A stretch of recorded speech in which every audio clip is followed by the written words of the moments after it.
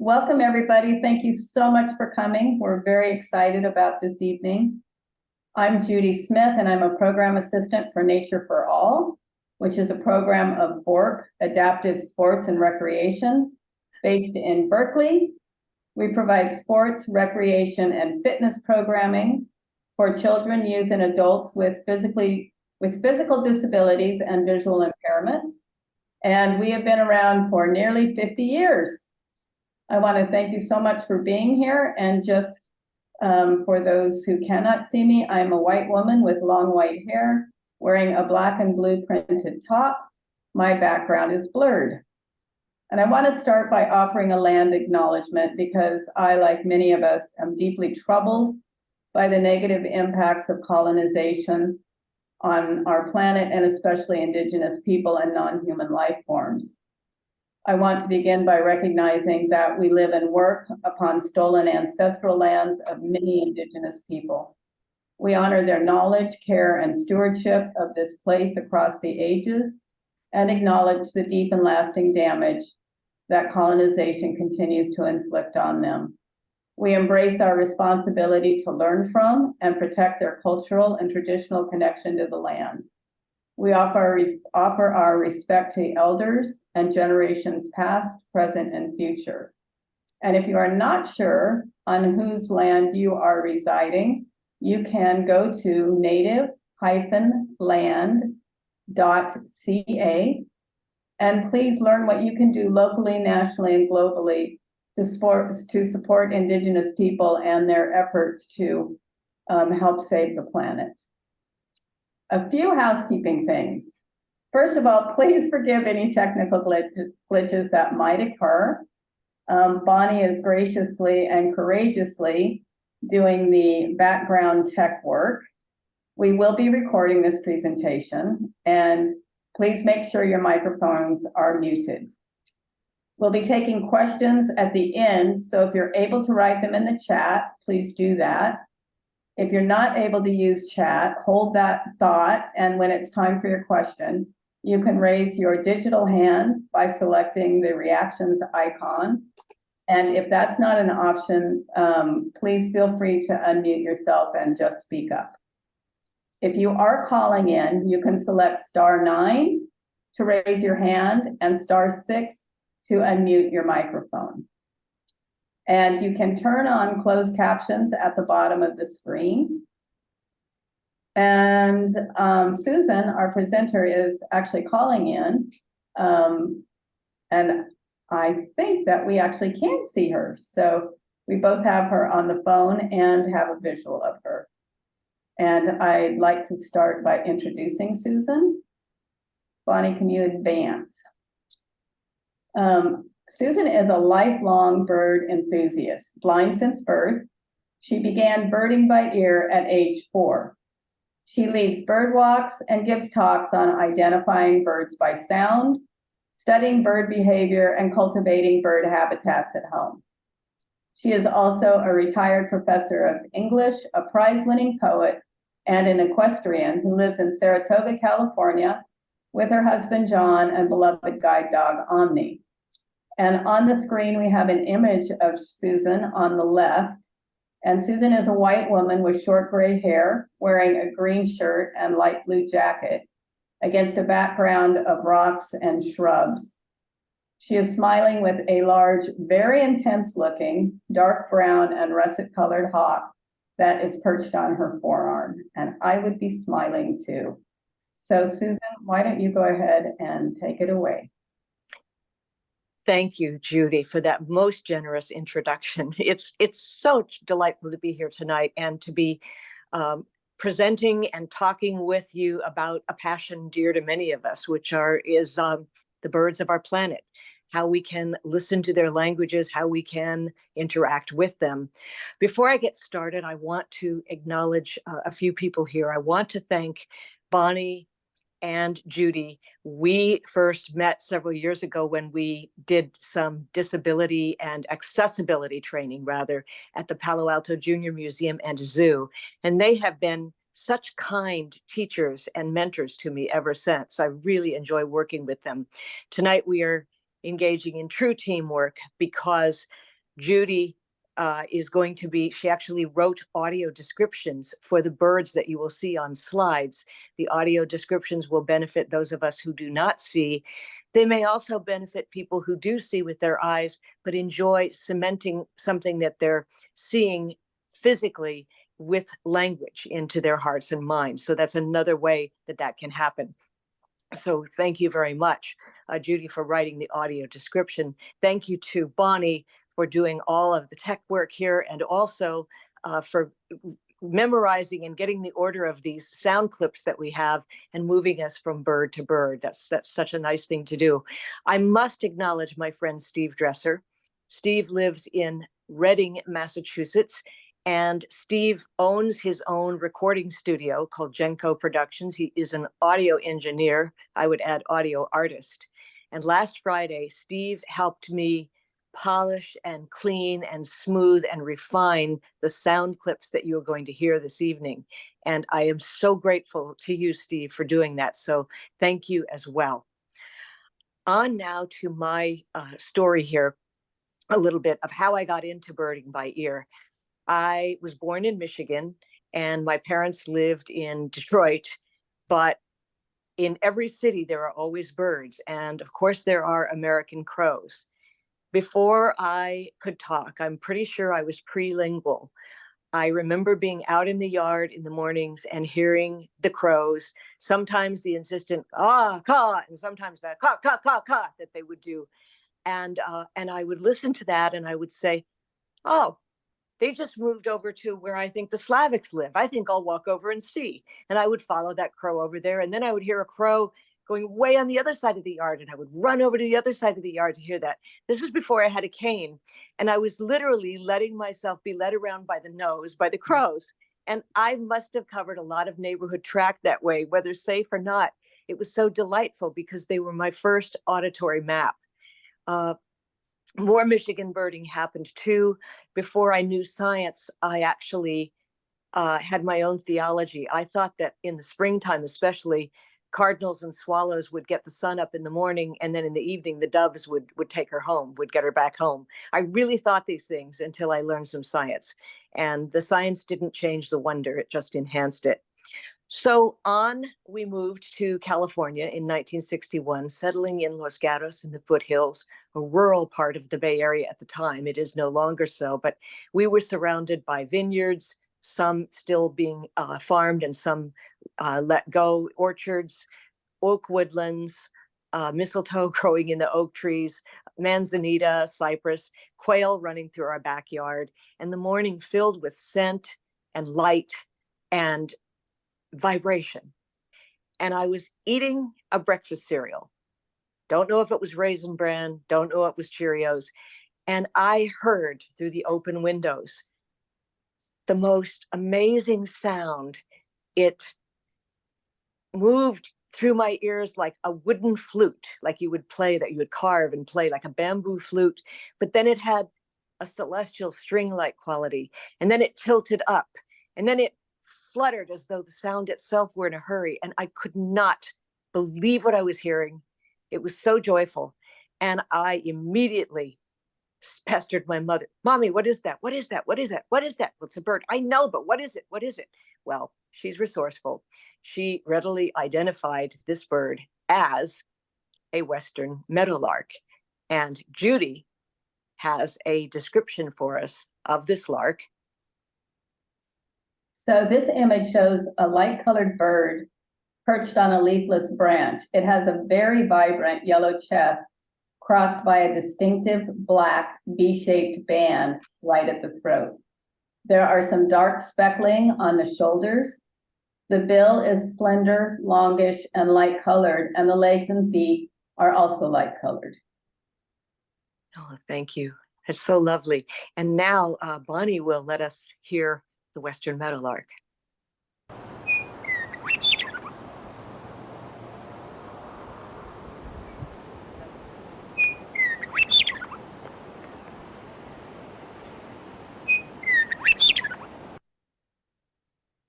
Da, da, da, da, da, da. It's got a lovely little lilt to it. I don't know how it sounds to you, but it just sounds so joyful to me. And that bird would put me to sleep at night, wake me up in the morning. It was so, so, so special. I was hooked on birding ever since. There was a resource that we had access to that I won't spend a great deal of time on here, but it was called Song and Garden Birds of North America by Alexander Wetmore, published by the National Geographic Society in 1963. And my mother found that, 1964, pardon me, my mother found that book, and in the book was a set of flexible disc records that you could put on a phonograph, and a lovely voice would say, "We are sitting on the slopes of Mount Greylock in western Massachusetts. It is a June evening. Below us are the maples and beeches of the hardwood forest. We are listening to a wood thrush." And then you had 2 minutes of wood thrush. And they had done this for 363 birds. So I would play these records incessantly when I was doing my homework, when I was grooming the dog, when I was just playing around. And I just started learning those birds by osmosis. We'd be out on a walk and I'd say, "Mom, California towhee, brown towhee, Mama, spotted towhee." We go back to Michigan, I'd say purple martin. And I wasn't doing anything special. I was just listening. And that is the essence of birding by ear, is listening. And we're moving on now into the part of the presentation that I hope means the most to you. It's general thoughts about birding by ear, the overarching premise: listen, listen, listen. I want to debunk right now the myth that blind people hear better than people who can see. We don't. We've simply developed our hearing, or rather our hearing has reached out and compensated for what our eyes would normally bring us. I wear hearing aids now. I'm losing my hearing. It's not fun, but I can still bird. You don't have to have superb hearing. All you need to do is open your ears and listen. The thing about birding by ear is that more than 65% of our identifications are made by ear before sight, and often, yes, before sight. And often they're birds you hear that you can't necessarily see. Sometimes a bird you hear is not in the direction you're looking. The ear is the telephone you can never hang up. That's why we bird by ear. So with that said, listen, listen, listen. When birding by ear, it is helpful to divide some bird songs into sound categories that your ears can grab onto quickly. And the first one I want to talk about are trillers, and we'll hear the trillers and then talk about why they're trillers. And our first example is the dark-eyed junco, and Judy has an audio description for us of the junco. I do, but Susan, before that, did you want to talk about the Merlin bird ID? Oh, sure, sure. I thought we were putting that at the end with the resources, but we can do it now. Let's do that. I'm just looking at our original outline. So that's, okay. I'm going to describe the dark-eyed junco. This image shows a small, dark-headed sparrow perched on a slender branch. It has a warm brown colored back, rufous flanks, and a light-colored chest. It has a short, light-colored conical bill. The legs are the same color as the bill. Lovely, lovely. Bonnie, will you please play the song of the dark-eyed junco?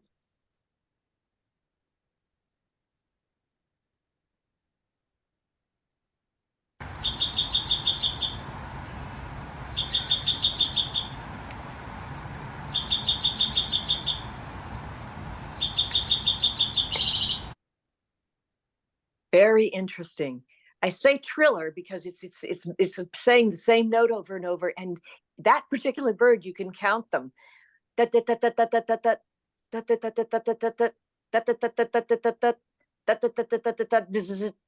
So we had 7, 7, 8, and then the last trill had a little turn, curlicue at the end of it.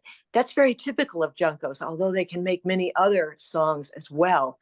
Now contrast that voice with the bird we're going to listen to next. And the bird, that's our junco. And then the bird we're going to listen to now is the spotted towhee. And Judy has a description of the spotted towhee. The spotted towhee is a large, strikingly colored sparrow, and this particular one is on the ground. It has a gleaming black head with a dark conical shaped beak and a distinctive reddish brown eye.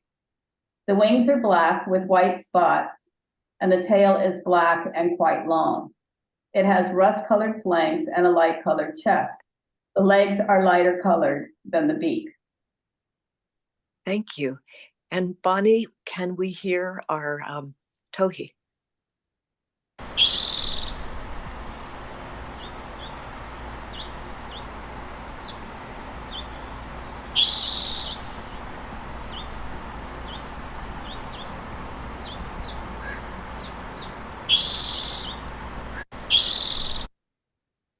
Thank you for playing that. So what I notice is that that trill is more buzzy and it's harder to count. It's harder to count how many sounds the towhee is making. You may also notice that in between his songs, we're hearing a little cheep, cheep. I am pretty sure that is a background house finch, but I can't be precisely sure. And then at one point, I even heard a crow in the background. All of this is to say that when you are recording birds and when you're listening to birds, there's going to be a lot of other sound and voicing, and it's just part of the orchestra. But what I do when I'm trying to learn the difference between those two species is I would play them back to back. I would listen to the dark-eyed junco a few times, and then I would listen to that spotted towhee, and I would just get in my brain, towhee's faster, he's on the ground, maybe he's scuttling, anything I can do to help myself remember that. And it's just repetition. So those are examples of the category of trillers. The next category that we're going to discuss are whistlers. And the one that we've chosen for today is the golden crowned sparrow. And Judy, if you can describe him. This image shows a medium-sized sparrow perched at the top of a flowering bush. This bird has a distinctive yellow crown stripe bordered by a black stripe. It has a conical shaped gray bill. It's actually kind of a two-tone bill, gray on the top and lighter on the bottom. The back and wings are various shades of brown with white tips, and the breast is a light mottled gray. The legs are a pinkish color. Thank you so much. Bonnie, may we hear the golden crowned sparrow?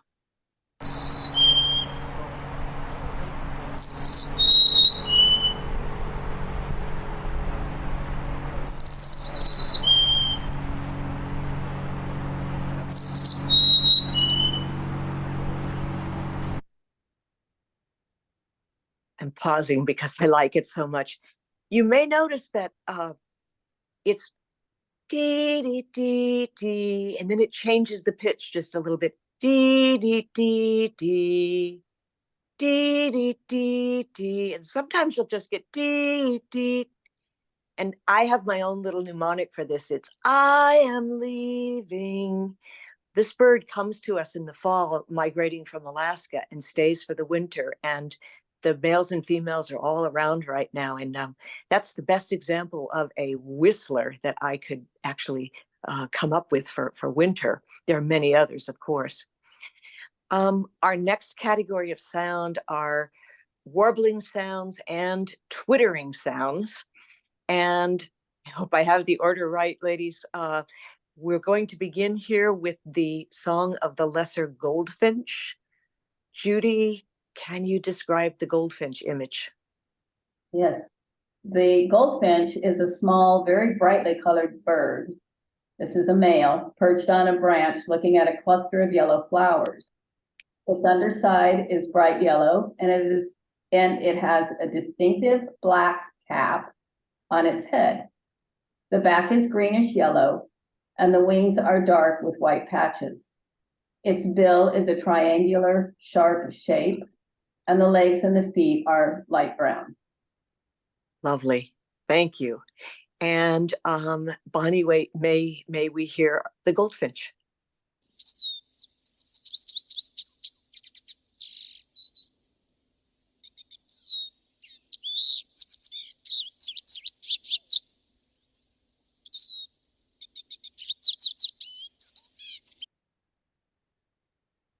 You notice there's a twitter, there's a little bit of a buzz inside the phrase, and they seem musically measured. You can time how long they're singing. And I wish I had time to tell you about their little potato chip call when they're flying, because it's a very interesting call, and a call they do when they're mating too. But that's that twittery song. And then we can contrast that with a warbling song. Our next singer is the warbling vireo, and Judy's going to describe him. But do you want to say what you said the other night about why it's challenging to describe these birds? Well, because most often I hear them and I don't see them. And that is kind of true, I think, especially the warbling vireo. I will sometimes hear 4 or 5 of them going back and forth, calling to each other and singing in the spring, and I will not catch a glimpse of them. They're a small, fairly plain bird, and this one is on a branch surrounded by leaves, which gives you a hint that they're up in the trees. It has a gray olive underpart tinged with yellow and white, gray olive wings and back tinged with yellow, and white underparts that are washed also with a faint yellow. It has a mild face pattern with a whitish stripe over the eye. The bill is narrow, gray in color with a dull tip. The legs are a dark color. Beautiful. Thank you. And Bonnie, may we hear the warbling vireo?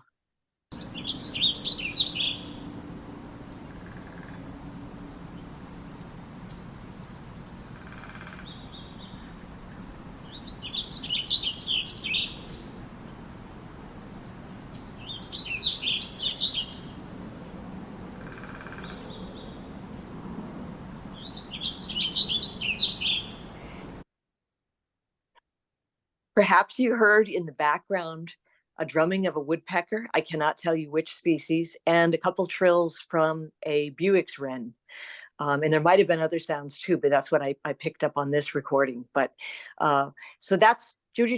It's a faster movement. When I hear a vireo, it sounds to me as though he or she is reading a book and shuffling the pages really fast. It bounces around more, and we can be creative and come up with whatever metaphor, image, or description works for us in that regard. Those are our prepared clips. And what I'd like to do now is talk a little bit about other ways of identifying, besides just knowing the pitches and the rhythms and the musical measure. We also can use mnemonics, which is where we have a phrase assigned to the bird. I gave I'm leaving for the golden crowned sparrow. But there are others that you may know of. Some people say that red-winged blackbirds say conqueree or gurgly, and some people's mnemonic for an olive-sided flycatcher is quick, 3 beers. It's a sweeter voice than that, but it's as if it's calling out for beers. If you hear wood thrush, if you're up in the Northeast, or if you're in Alabama, I don't know if you have them in Alabama. I don't think so. But anyway, wood thrush, one of the descriptions of the song is, why don't you come to me? Here I am, right near you. And it's the da la la la la la la la la la la la la to get the plaintive, measured quality of the phrases. Some people say that an eastern bluebird is singing cheer, cheerful charmer. And some people say that an ovenbird says teacher, teacher, teacher, teacher, louder and louder. Whether you use the mnemonics or not is entirely up to you. I tend to listen more for the musicality, but the phrases can really, really help. There is a metaphor that someone once used. We were talking about tanagers and robins, and this person said, well, a tanager sounds like a robin in a hurry with a cold. And so whatever it takes to get this, to get the sounds into your heart, and into your ears, that's what you do with it. Now, I want to talk a minute about complexities, because, and I'm going to use a visual question to guide us into into this topic. For those of you who bird by sight, tell me if, or just I don't know, nod to yourself. You perhaps have had the experience of seeing a bird in a field guide and saying, yeah, I got it. I know what it looks like. Yeah, yeah, yeah. And then you get out in the field and you see that bird that sort of looks that way, but you're not entirely sure. And the same thing can happen with the songs of birds, because birds have many more songs than we thought they did. Song complexity is amazing. And there's a researcher. Before I do that, let me talk quickly about the differences between songs and calls. Songs are usually more complex than calls. Some songs rattle, they may not sound melodic, but they're longer. Songs generally have longer phrasing, and they may be musical. Calls are often 1 or 2 or 3 note utterances, or maybe a buzzing scolding. Those of you who know Buick's wrens or chestnut-backed chickadees may know that bzz, that buzzy call. Baby birds have begging calls in the spring. Mockingbirds do this funny thing. They go, wah, that just makes me laugh, like their mouth is open, feed me. And then, songs and calls have different purposes. Songs are to say, it's springtime, I have a house for rent, ladies, would you like to come in?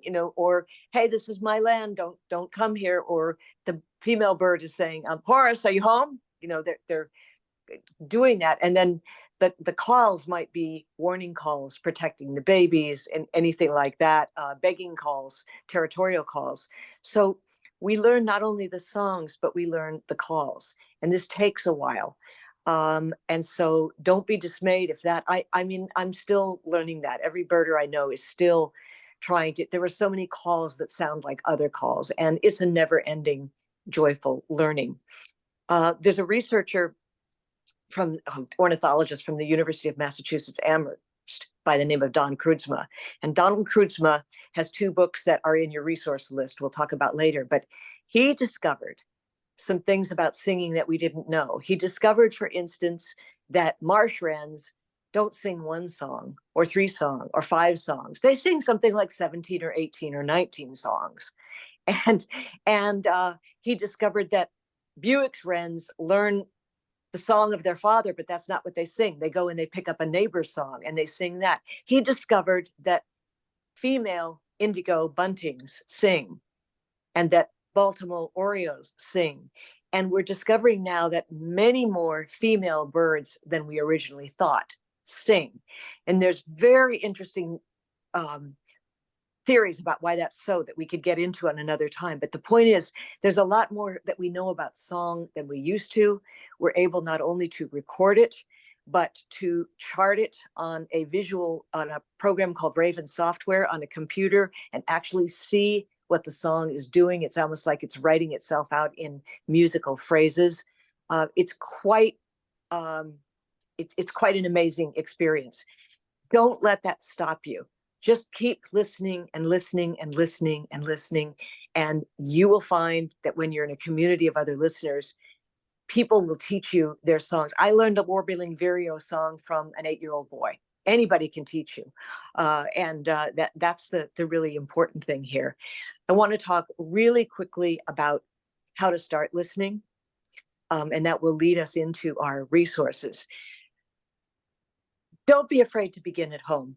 Hiking is absolutely wonderful. Walking is wonderful. Being out with birding friends is wonderful. But you can bird from your own backyard. All you need to do is create a space that provides food, water, and shelter for your birds.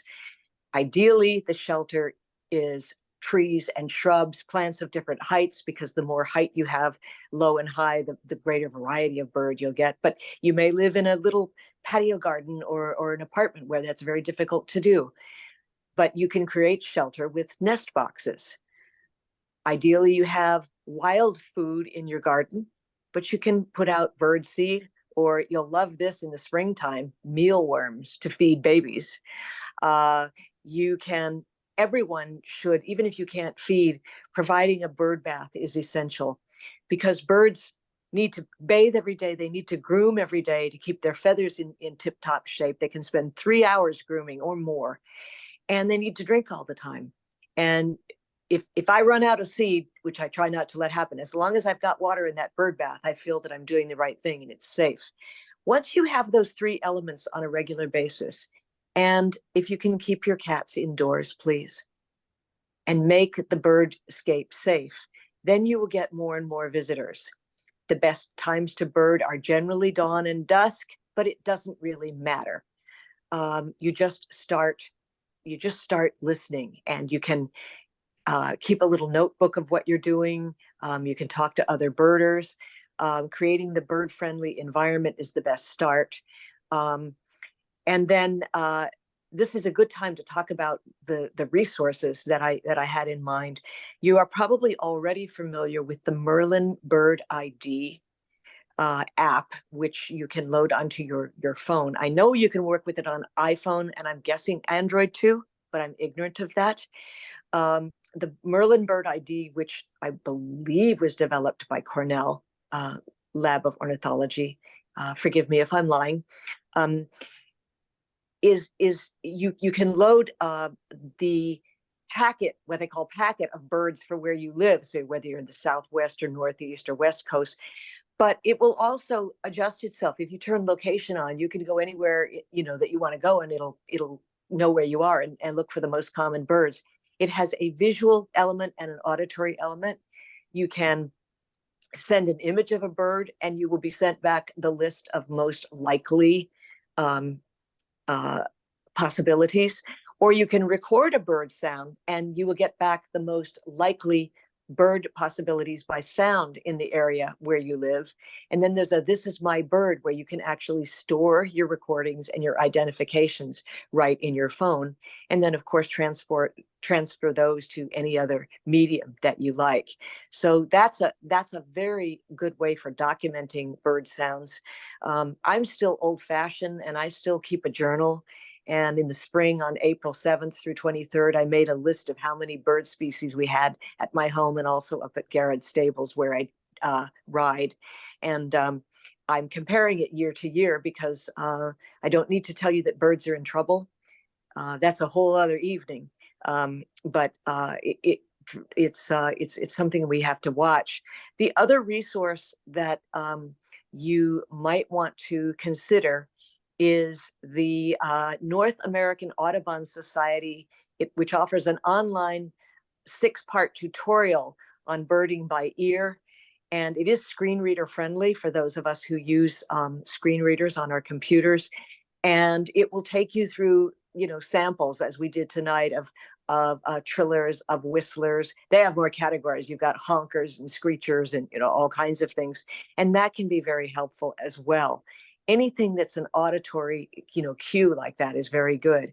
And then I have also provided later on some books where you can do some reading. That the gentleman I mentioned, Donald Kreutzma, has 2 wonderful books. One is called Birdsong by the Season, A Year of Listening to Birds, and it comes with CDs. He goes around the country and records different birds doing different things and tells you about the habitats and the surroundings. And the other is Birdsong by the Season. That's where I found his fascinating study about wrens and the variety of songs that they sing. And there's so much more. There's birding literature everywhere. Everything that I've chosen tonight is available through Bard and Bookshare for people who are interested in that. I haven't had as good a luck finding bird material on Audible, but I am working on it. That is everything that I have to say, I believe.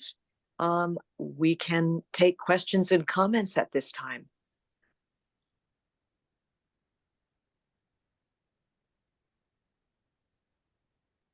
Thank you so much, Susan. I will say that there is a slide up that has questions, question mark, question mark, question mark.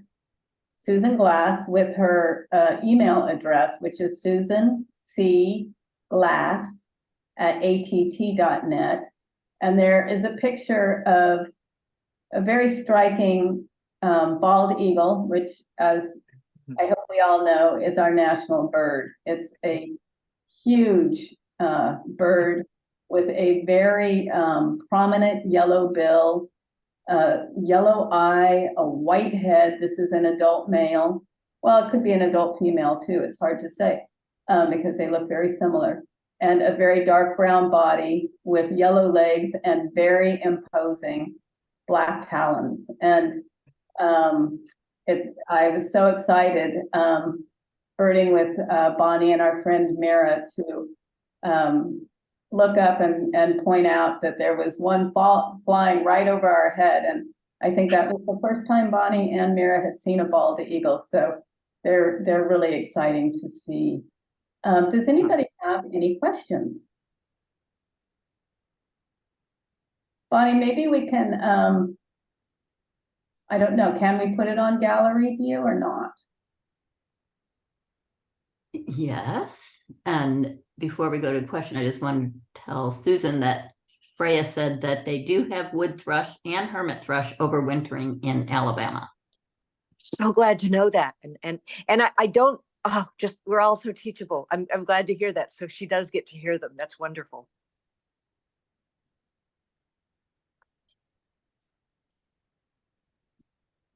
There we are. All are. And feel free to turn your camera on so we can see your beautiful faces. I have a question, actually. This is something that I thought of the other night. Susan, how would you categorize the sound of a mockingbird? What a polyglot. A mockingbird, well, first of all, I would characterize a mockingbird as John Coltrane on a Saturday night in the middle of a really good jam. I'm a jazz fan, and that's what that reminds me of.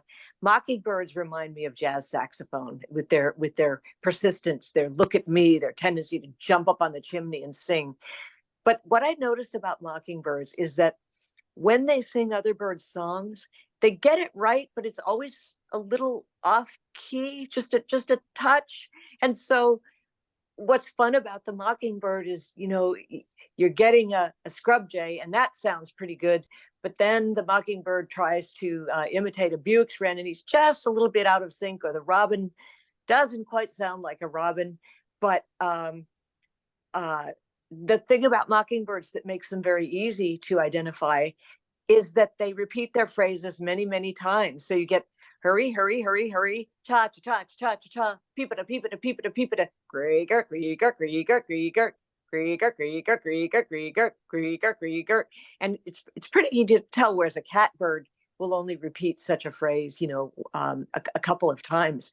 I love mockingbirds, and I especially like it in the summer when there's a moon out and one wakes me up in the night.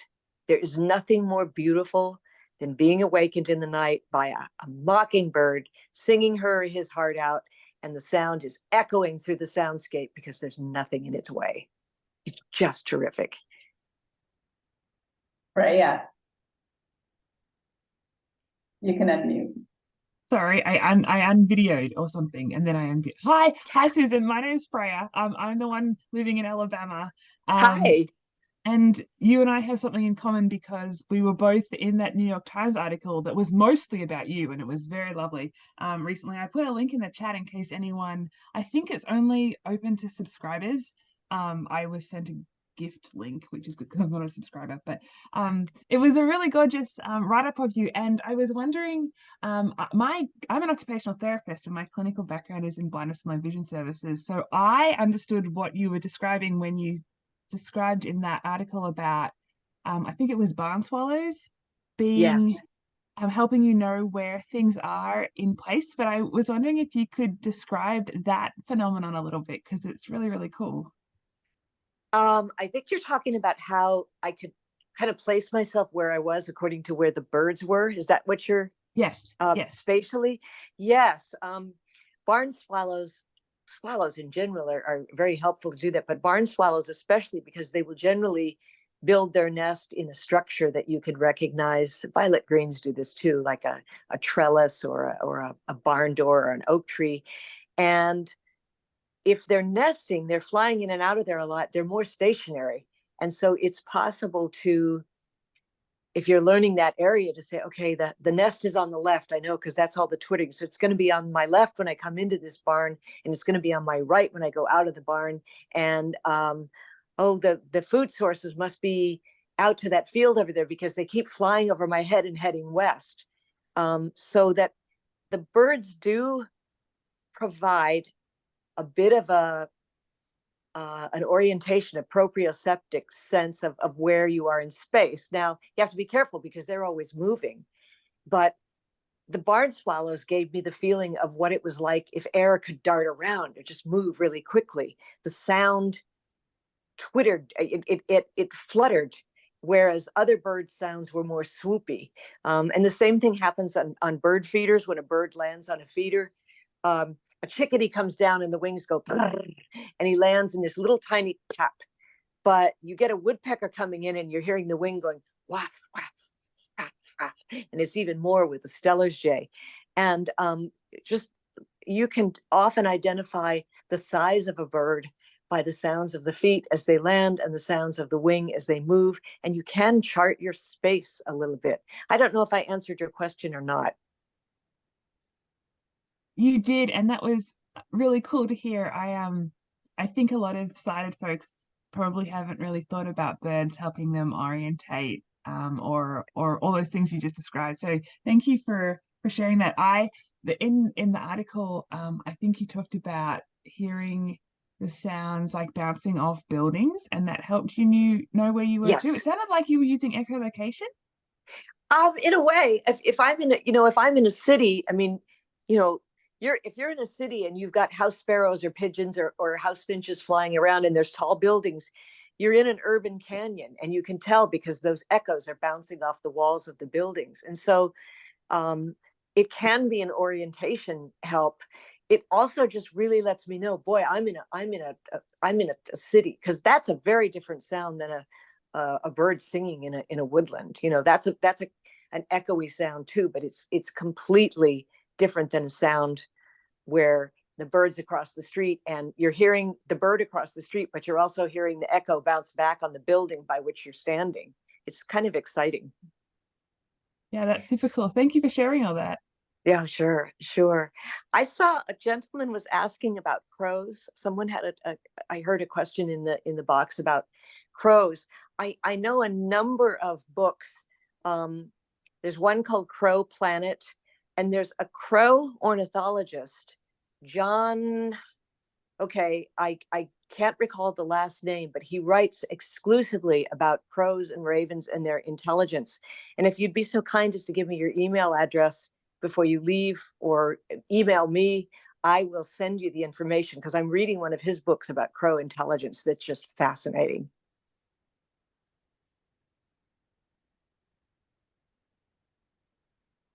Thank you. Anyone else? I have one. This is Bonnie. Okay. Can you tell us about your most embarrassing experience? Oh, yeah. Oh, yes. I was prompted on that one. This is a joke on me story. I love this. So I was 20 years old, attending the University of California at Santa Cruz, and I was enrolled in an ornithology class. I had a partner in that class, a lab partner, but a partner named David Melcher. And we decided that for our final project, we were going to record as many of the birds on the Santa Cruz campus as we possibly could, because Santa Cruz campus is full of different ecosystems. It's got riparian environment and redwood, and it's got swampy stuff in it. I mean, it's just got everything. And this is back in 1976. So we're using reel-to-reel tape recorders and cassette recorders, and neither of us are very good at this. I think David no, that's not fair to David. He was good. He had a mic and a parabolic reflector and stuff, but I was not so great. But I was so jazzed about it. And I got up early on a Saturday morning and I said, I'm going to go make some recordings that I can show David when we meet later. So I walked away from my dorm, and I was probably about a half mile away. I'm walking around with my white cane, and I hear this sound, and it's like this. Ee, ee, ee. said, what kind of bird is that? And so I started following the sound, and it was taking me through the brush, and I was going through the trees, and I wanted to stay on the path because I didn't want to get lost, but that sound was not going to let me stay on the path. So I said, okay, I got to record this. I'm going for this. So I walk off the trail. First, there's sort of some bushes, and then there's a whole bunch of bushes. And then there's every kind of bush and plant and shrub you can imagine. And then I'm kind of stumbling into scrub oaks, but I'm getting nearer to, and I got closer and closer and closer. And at one point, I was climbing up a log, like a log that was vertical. And I was climbing up this log, and I got to the top, and my foot slipped, and I fell into very shallow water. And my shoes are full of water, and I got all scraped up. I had little scrapes and mud all over myself, but I recorded the sound. And I said, David is going to be so happy if he can ID this sound. I was thrilled. So went back to the dorm.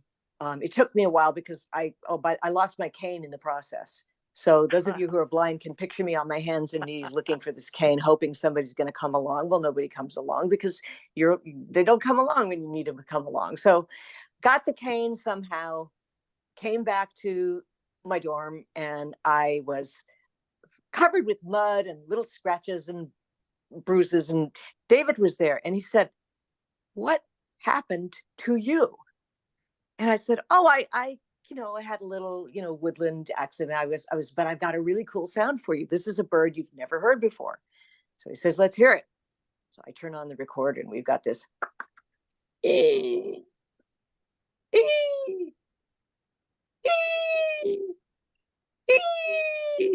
David, what do you think?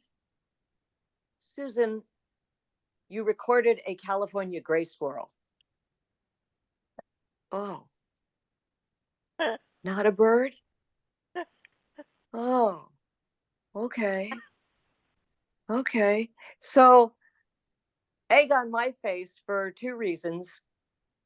I just made a fool of myself in front of my classmate, but I also got really scraped up and wet and dirty and lost for the wrong animal. and I have since made very good friends with squirrels. I like them. But I always remember that story when I tell myself, you're always going to be learning. You're always going to do these things. And I'd like to know what the professionals have had happen to them, because I'll bet you anything, bet anything that even a professional has fallen off a log or had the reflector, the parabolic reflector blow over in a storm or something like that. I'd love to collect stories of, recording mishaps. That's my embarrassing story. That's funny, Susan. I have a question on the chat that I'd like to read to you. Okay. And this is from Lisa Bach. My best friend has recently gone blind, and I think she will really take to birding. She has an excellent sense of musicality. So I was wondering if there is some advice for a beginning blind birder. I am not great at birding by ear, trying, but I'm a newish birder. Well, I think the first thing to do is get those audio resources into her hands. That is, if she's able to use the Merlin Bird ID, if she's still learning, when you're making a sight change journey, you often have to. It takes a time to learn your technology. You're on a learning curve. But I would say that there's still plenty of CDs out. People still use them of bird recordings, birding by ear, Western birds, birding by ear, Eastern birds. And if she has access to a CD player, an MP3 player, anything like that, and I can give you a longer list and you send her those things, I think that will really help. I think it would also help her if she knew how many blind birders there are. And letting her see that New York Times article where they feature 3 or 4 or 5 different blind birders might be really useful. But the most important thing, I think, can you get out into the world together? And can you just start exploring together and listen to the sounds that you hear? And especially since she has the musicality and she's new at it and you're new at it, just climb that ladder together. And I think that would be a really good. And what's nice about it, it's not focusing on her blindness. It's focusing on her hearing. And it's not focusing on what she might perceive as losing, as focusing on where she lives now and what she's doing now. And birding opens up a tremendous opportunity to discover environment. I don't know if that's an accurate enough, a close enough, a physical enough answer to your question. I'd be very happy to talk with you offline. And then Joy wrote, I was in a swampy area and heard a sound that I tried to identify by Merlin. It didn't recognize it. Then I saw what was making the sound. It was a river otter. Yeah. I was up at the ranch that I spent a lot of time at, and I heard an alarm call and I was completely freaked out. So I'm looking all over to see if there's, you know, one of the various raptors that are on the ranch, Right. You know, up there, or, you know, was there a cat or what? It was a ground squirrel. Oh my gosh. They're so noisy and funny. So Freya made the comment that we've all confused squirrels and chipmunks and tree fox for birds, and it's pretty funny. I Well, think, and our mockingbirds like to imitate frogs. So, you know, someone's always trying to throw us off in some way. This year, I noticed for Project Feeder Watch, people are allowed to count the mammals they see as well as the birds. I think it's another attempt to track changes in our planet. yes, I think that that's true, and I think that that's, you know, most of us that watch birds are always looking for what else we can see out there or hear out there. Yes, yes. I got into lizards because of birding. I love lizards, Yeah. but they don't want to be touched that much. And I've always loved frogs. Absolutely. Any more questions? Freya? I just wanted to add that Um, there was a question about sharing the resources, and I just typed that at the top of the chat, there's a Word document of the resources, and then we can also send this out to everyone that signed up at a later date. And I'm happy if people need more resources. I'm trying to build a bird resource library, and I'm trying to build a resource library that has everything accessible through the BARD Braille and Talking Book Library reading service, if I can. And so any questions that you ask give me an opportunity to do more digging. I love research. I love looking for things. And I just put Susan's email into the chat, except that I sent it to Freya. So I think I should send it to everyone. I also wanted to mention that you know, in the Bay Area right here, we have the Golden Gate Bird Alliance, which has wonderful classes and trips. And then, you know, even if you're not from the Bay Area, there is usually a local chapter of an Audubon or other birding group. And, you know, so many things are on webinar now, and there are just endless resources for being able to start to learn, you know, these sounds. So, you know, connect with your local birding organizations for sure. And if you'd like to get on our Nature for All, we're going to be doing some more birding things. And I do think that our next birding trip in the Bay Area may be in December for shorebirds, Nice. water birds. And you can email me, and I'll put my email in there, and I'll make sure that, you know, we get you on that list. So.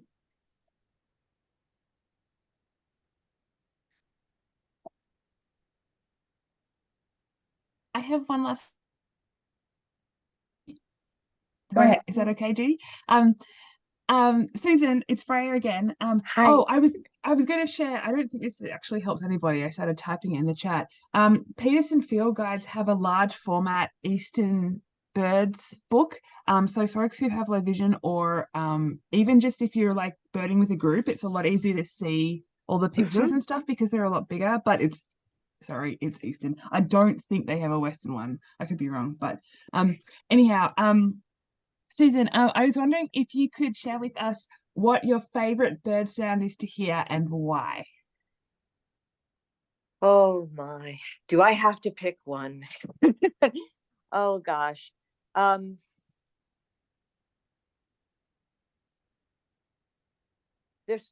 I'm sorry, you're gonna have to let me share three. I can't help myself. This is too hard. That Western meadowlark is one of my favorite sounds because it's so joyous.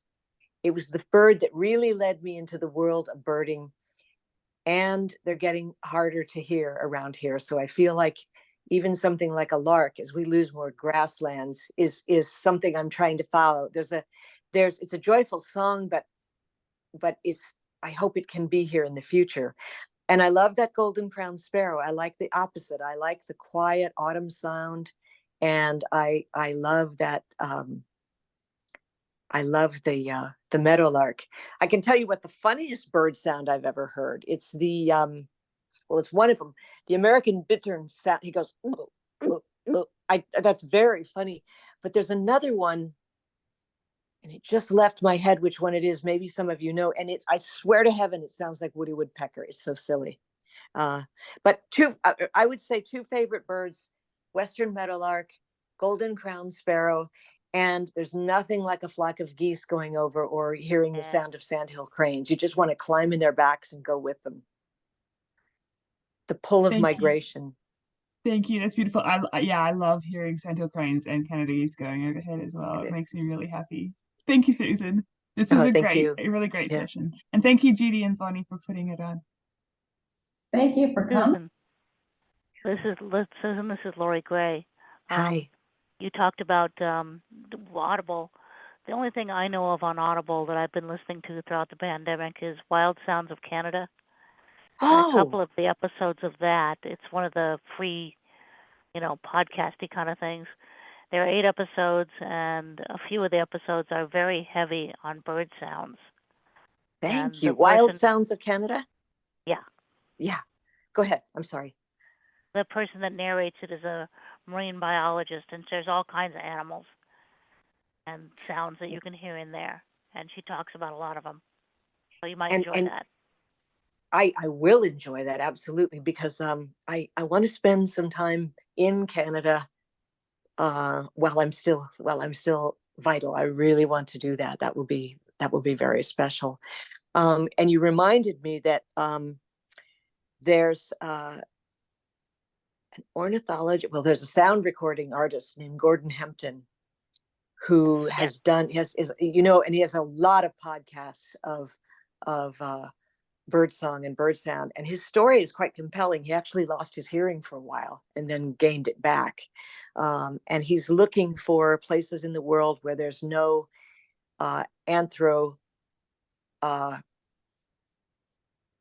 received, where there's no where there's no human sounds coming in. I'm sorry, I got detracted. My voiceover is giving me the chat, so while I'm talking to you, I'm hearing this other voice in my head. And so, but I don't want to turn it off because I'm afraid of losing us or something. There's another sound recording artist named Bernie Krause, and he's been recording sounds for 30 or 40 or some odd years. And he said that it used to take something like 11 hours of recording to produce one sound of pure sound. Like if you wanted to get a sound without any interference from airplanes and leaf blowers and whatever else. And now it takes something like 300 hours just to get that 1 hour. That's how much we're filling up the infrastructure of the infrasound range of the planet with extra sounds. Yeah, that's a really good point, Susan. And along with that is light pollution. Yes. That's another huge problem for birds. So if you don't need outside lights on, turn them off. Yeah. Put them on a switch. Marlene Hatch wrote, "I love my backyard birds. I'm always working on identifying the birds by their songs and calls. I use the Audubon app and refer to the songs and calls for each bird." So that's another good resource. I'm adding it to my list. Good. And I do See, want this is, I want to mention that Susan's poetry book, The Wild Language of Deer, has some wonderful poems about birds. And if there's not any other questions, Susan, do you want to read one of those to take us out? oh, one of the poems? Yeah. Sure, just give me a minute. I get the book here. And just a reminder that we will send out resources. And BORP really appreciates any donations. We do offer these programs for free. And this particular Nature for All program is supported by the Craig R. Nielsen Foundation. And I mentioned that our next Nature for All event will be birding in December. So those are a few things. Are you ready, Susan? I am ready, yes. So this poem is called Red Shafted Flicker. We startle each other on a path in mid-stanza where I'm scuffing through sycamore leaves thinking, ankle, acorn. The flicker has probably been hammering for ants or beetles. Pew, it calls, its voice sharp as an egg tooth. It glides, flaps, flashes unabashed its red underwings and tail. How large it is, he or she? Can I know in October? Her spanned wings carry us into stanza 2, where she lands on a quivering scrub oak tightrope and again calls, pew! Wicka, wicka, wicka in April means one male yelling at his neighbor. But pew! A message for me. Don't disturb my anting. Your feet are loud. Here we are in stanza 3. She's quiet. I'm thinking she won't climb the live oak's vertical slope as her cousins, the hairy and acorn woodpeckers, will, leaning against their tails while they drill and stash seeds. She works her magic in leafy cavities where larvae live. By stanza 4, when she disappears, not for the night, I think, but from me, I ask myself what to do with the space she's left, her absent, scuffling claws. That was lovely. Thank you so much. Thank you. Yeah. Thank I you. want to thank everybody again for coming, and thank you, Bonnie, for being the courageous person on tech. And especially thank you, Susan. You just are always so generous with your information and your knowledge, and it's just really such a joy to know you. Right back at you. I love our community, and I love what we're doing for each other and for the birds. Ditto. So everybody go out there, listen, look if you can. Yeah.